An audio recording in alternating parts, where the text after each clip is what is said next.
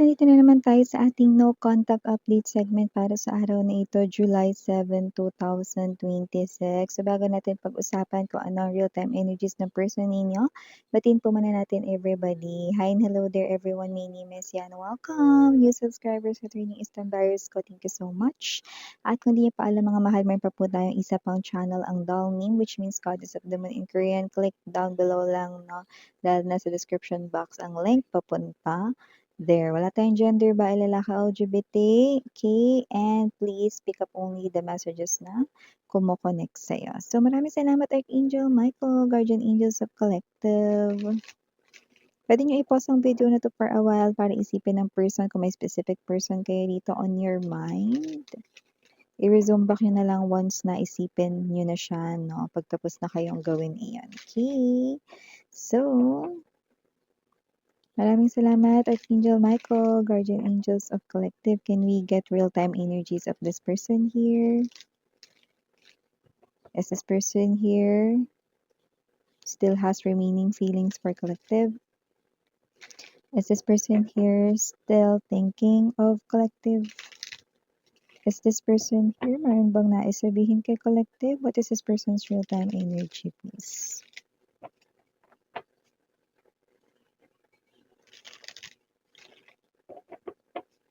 Okay, so let's go ahead and check this energy here. I just heard Yakso. Ano, promise. Promise. Motion promise. Okay. 10 of Wands in reverse.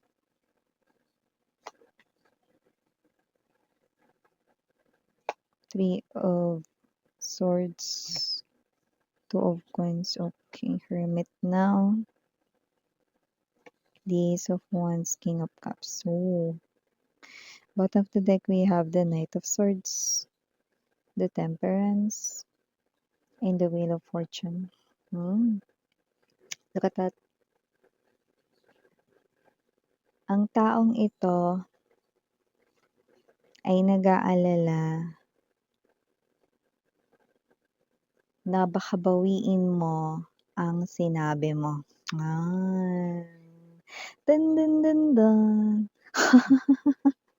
Baka bawiin mo ang sinabi mo. Baka it's like a promise here. Maybe may binitiwan ka ditong salita sa kanya na ngayon ay kanya ritong naaalala at hindi lang yon naaalala niya pero nag-aalala din siya na baka bawiin mo ang sinabi mo. Parang hindi na yun valid ba? Or hindi na ba yun pwede gawin? Or hindi mo na ba yun gagawin just because nasaktan ka niya? Three of Swords energy, this person here, okay, did betrayed you for some reason. At nakakita tayo ng tatlo sa maaaring in-involve niya kayo sa third party situation. Yung iba naman, hindi naman tao yon pero mukhang merong desisyon ng pag-iwan sa inyo kasi may ibang pinursu, pwedeng bagay, pangarap, okay, trabaho, career. Yung iba, may nakita ko ditong specific, parang hindi kayang mag-LDR, kaya eto siya.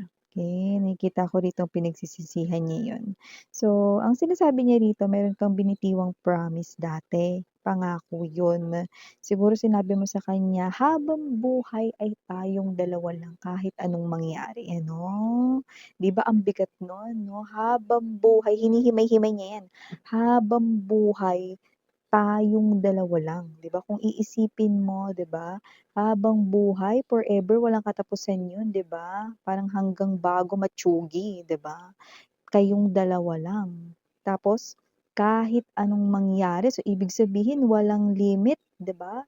Walang exemption. So ibig sabihin kahit maghiwalay kayo, no, siya pa rin walang iba, 'di ba? So whatever the case may be, yung napaka-firm na sentence na yun na pwedeng ganun yung mismong sinabi mo or ganun, tinutumbok yung sinabi mo, yari ka. Kasi yun yung naaalala niya ngayon, Mars, yun, 'di ba? So mare, kung sino man 'tong energy na 'to na transgender dito, babae, lalaki, LGBT. Iniisip niya rito, no, na baka bawiin mo yung sinabi mo. Okay? Kasi plano niya na rito, no, na muli rito makipag-usap sa inyo. Kasi hindi niya na kaya ritong paikot-ikot rito sa sarili niyang mundo.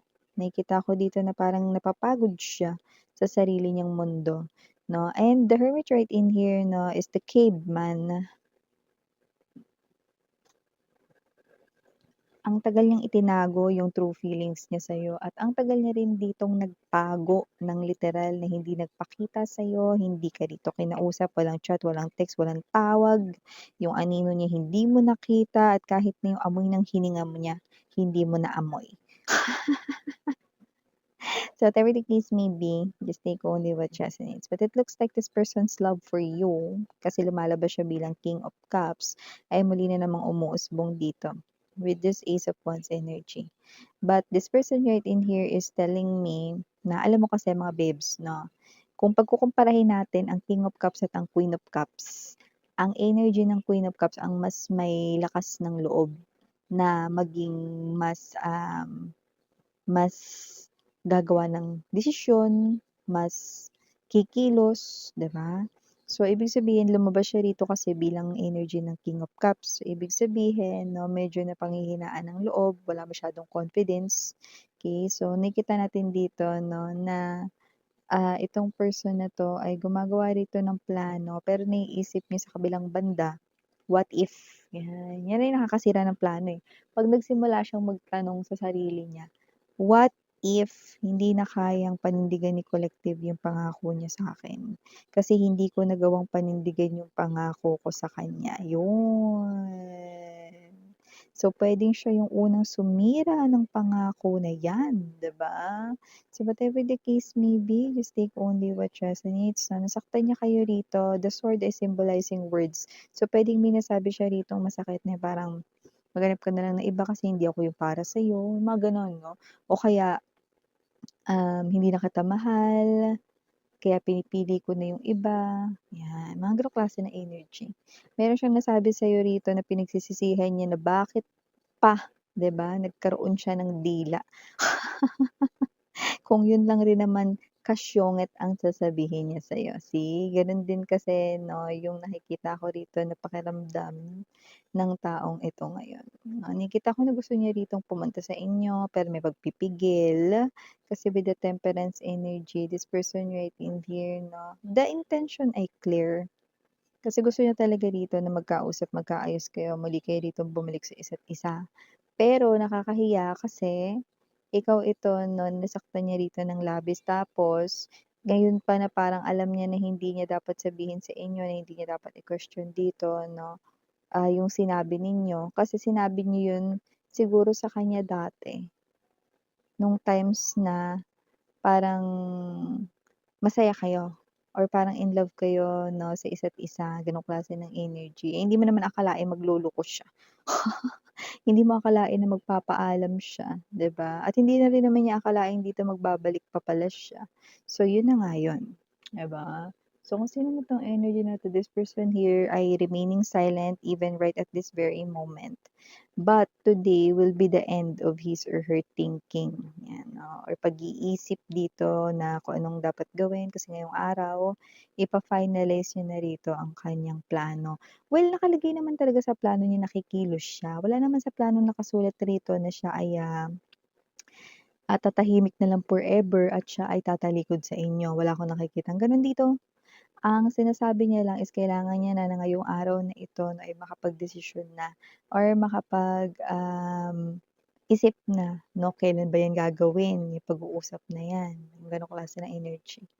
Okay, so nakikita ko rito 'no, na maaaring itanong niya in a very soft and calming voice yung sinabi mo na yun. Kung ano man yung pangako mo na yun na puwedeng gano'n nga yung mismong sinabi mo or baka halos yun or gano'n na ibig sabihin ng sinabi mo.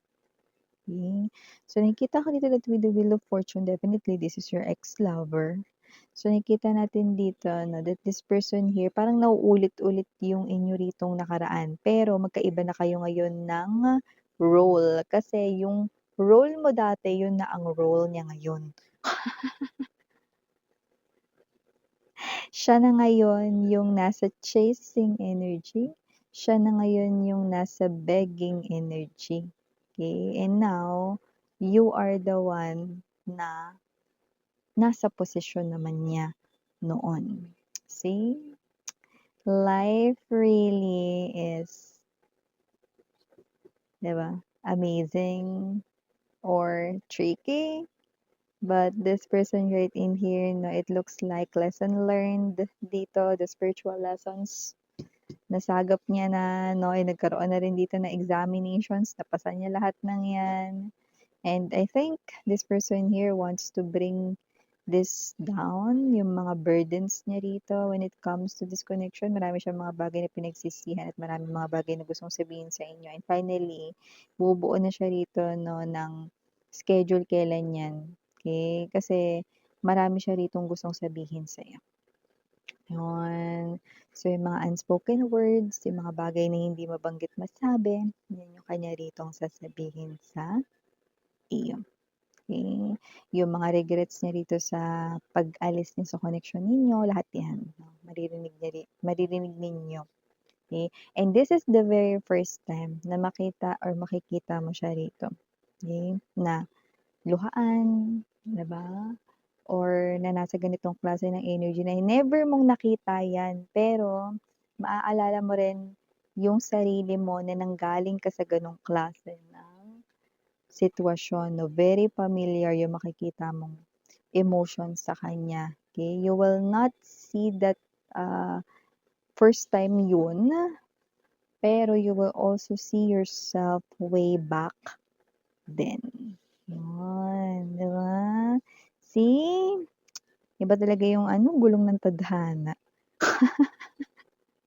Kakaloka, no? All initials, we have here capital letter K, capital letter G, capital letter I, capital letter P, capital letter N, capital letter C, capital letter A, and capital letter B as in boy. Para naman sa ating small letters, we have D, M, P, R, O, B as in boy, and last but not the least, we have L.